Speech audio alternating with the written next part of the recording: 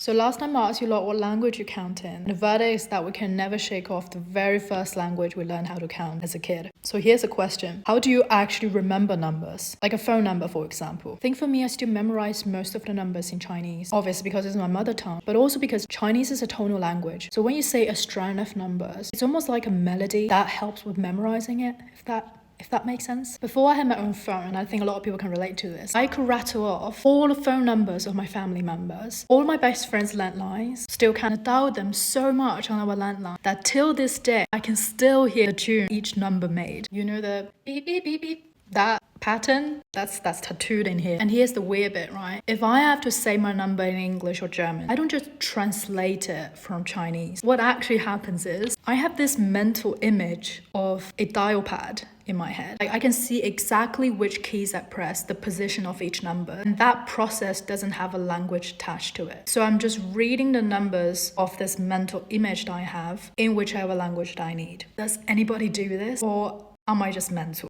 How do you remember your numbers? Is it like a melody or is it a picture? Or do you just have a massive brain?